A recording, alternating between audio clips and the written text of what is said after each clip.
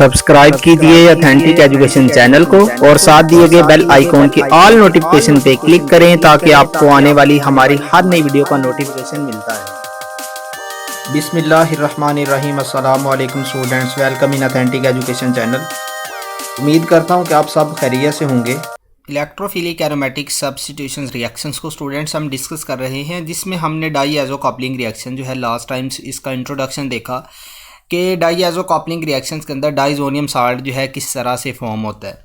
ठीक है, तो हमने ये कहा था कि ये जो है डाई एजो कपलिंग रिएक्शंस में डाइजोनियम साल्ट जो है दो तरह के रिएक्शंस देता है। एक है हमारे पास रिप्लेसमेंट रिएक्शन है, दूसरे हमारे पास कपलिंग रिएक्शन है। रिप्लेसमेंट रिएक्शंस के अंदर क्या होता है कि ये जो हमारे पास रिएक्शंस ऐसे हैं जिसके अंदर ये जो नाइट्रोजन है ये रिप्लेस हो जाती है ये इन ग्रुप्स के साथ, OH के साथ, हाइड्रोजन के साथ, X मीट से हेलोजेंस के साथ, NO2 के साथ। ठीक है, और इसमें जो मोस्टली जो 99% जो प्रोडक्ट्स बनती है हमेशा डाइज ही बनती है। ठीक है, तो ये रिप्लेसमेंट रिएक्शंस हैं जो जिनके अंदर बेसिकली क्या हो रहा है, नाइट्रोजन रिप्लेस होती है। सेकंड हमारे पास जो रिएक्शंस है वो कपलिंग रिएक्शंस है। कपलिंग रिएक्शंस में भी नाइट्रोजन इज़ फाइनल जो है हमारे पास प्रोडक्ट, नाइट्रोजन किस में क्या होता है फाइनल प्रोडक्ट्स के अंदर रिटेन रहती है, लेकिन इनके अंदर जो है नाइट्रोजन रिप्लेस हो जाती है, नाइट्रोजन यहाँ से रिमूव हो जाती है। ठीक है, तो ये किस तरह से प्रोसीड, यानी कि आज हम डिस्कस करेंगे रिप्लेसमेंट रिएक्शन के ये किस तरह से प्रोसीड होती हैं।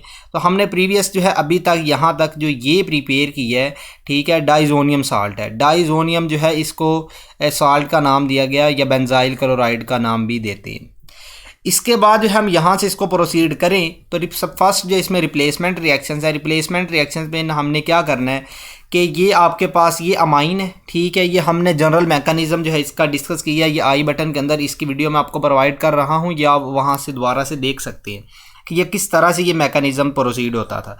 हमने क्या किया था, एक कंटेनर के अंदर जो है 2 टेस्ट ट्यूब ली थी और उस कंटेनर के अंदर आइस ऐड की थी। ठीक है, और उसी हमने कंटेनर के अंदर जो है 2 टेस्ट ट्यूब के अंदर जो ऑर्गेनिक कंपाउंड लिए थे। एक के अंदर हमने जो अननोन ऑर्गेनिक कंपाउंड लिया था, ठीक है, और दूसरी आपके पास टेस्ट ट्यूब थी उसके अंदर आपने NaNO2 लिया था। ठीक है, वाटर लिया था, HCl लिया था और ऑर्गेनिक कंपाउंड आपने इन टेस्ट ट्यूब्स के अंदर लिए थे। फिर आपने इनको मिक्स कर दिया था। बेसिकली NaNO2 HCl है, वाटर है, ये आपके पास बेसिकली HNO2 का सोर्स थे।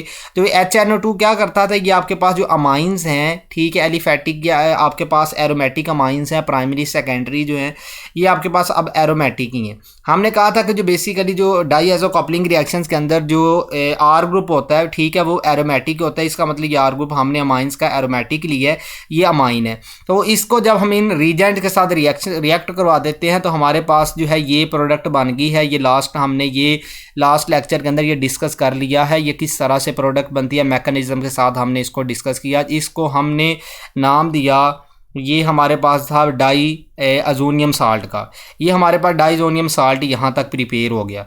आज से जो रिप्लेसमेंट जो रिएक्शन स्टार्ट करने वो यहाँ से प्रोसीड होते हैं। ठीक है, इसका हम रिएक्शंस करवाते हैं मुख्तलिफ रीजेंट्स के साथ। अगर तो हम CuCl2 के साथ रिएक्शन, अगर हमने यहाँ पे जो रिएक्शन जितने भी करवाने हैं ये जो है रिप्लेसमेंट रिएक्शन जो मोस्टली इनके साथ आपके पास एक मेटल भी होगी जो रिएजेंट्स होगा। मेटल क्या होगा, इलेक्ट्रॉन डेंसिटी डोनेट करता है दूसरी CpC को।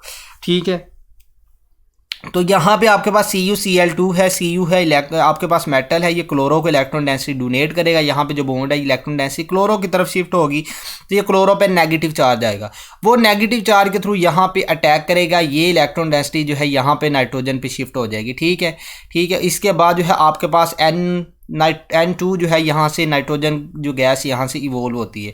हमने जो स्टार्ट के अंदर जो बेसिकली कहा था कि नाइट्रोजन गैस बबल्स की फॉर्म में निकलती है तो वो प्राइमरी आपके पास अमाइंस हो सकते हैं।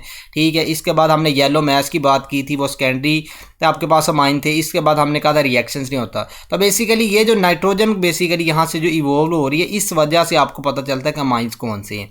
तो इसके बाद आपने ये CuCl2 के साथ रिएक्शंस करवाया तो आपके पास ये प्रोडक्ट बनती है, क्लोरो यहाँ पे अटैच होगा, ये नाइट्रोजन यहाँ से रिलीज होगी। इसी तरह CuBr के साथ रिएक्ट करवाएंगे, ये मेटल है, Br को इलेक्ट्रॉन डेंसिटी डोनेट करेगी, Br क्या करेगी, यहाँ पे इसके ऊपर अटैक करेगी। ठीक है, नाइट्रोजन यहाँ से इवोल्व होकर ब्रोमीन यहाँ पे अटैच होगी। इसी तरह अगर आप CuNO2 के साथ रिएक्शन करवाते हैं तो कॉपर नाइट्रोजन को इलेक्ट्रॉन डेंसिटी डोनेट करेगी, NO2 क्या करेगा, नाइट्रोजन जो है NO2 की यहाँ पे अटैक करेगी और ये आपके पास जो NO2 यहाँ पे अटैच हो जाता है। इसी तरह KF के साथ रिएक्ट करवाते हैं, KF है मेटल है, ये नॉन मेटल है, मेटल ही non metal electron density donate करेगी, फ्लोरो यहाँ पे अटैक करेगा और नाइट्रोजन यहाँ से इवोल्व हो जाएगी, रिलीज हो जाएगी, आयोडीन आपके पास यहाँ पे अटैच हो गया। इसके बाद H3O पॉजिटिव जो है इसके साथ रिएक्शंस करवाते हैं तो ये यहाँ से नाइट्रोजन गैस को रिलीज़ करवा के OH का सोर्स है, बेसिकली H3O पॉजिटिव OH का सोर्स है तो यहाँ पे OH अटैच हो जाता है। इसी तरह हमारे पास जो नेक्स्ट है H3PO2, ठीक है, ये बेसिकली हाइड्राइड का सोर्स है, हाइड्रोजन का सोर्स है, तो यहाँ पे ये नाइट्रोजन को रिप्लेस कर देता है हाइड्रोजन के साथ। ये थे हमारे पास बेसिकली जो रिप्लेसमेंट रिएक्शन के रिप्लेसमेंट रिएक्शन में आपके पास ये डाइजोनियम जो साल्ट बनता है इसको हम मुख्तलिफ जो है यहाँ पे सब्स्टिट्यूशन से चेंज कर सकते हैं, इसकी जगह मुख्तलिफ सब्स्टिट्यूशन करवा सकते हैं। That's all, thank you. If you have any question then you may ask in comment box. अगर आपका किसी किस्म का कोई क्वेश्चन है तो आप नीचे कमेंट बॉक्स में ज़रूर पूछ सकते हैं। अपना ख्याल रखिएगा, मिलते हैं नेक्स्ट वीडियो में। अल्लाह हाफिज़।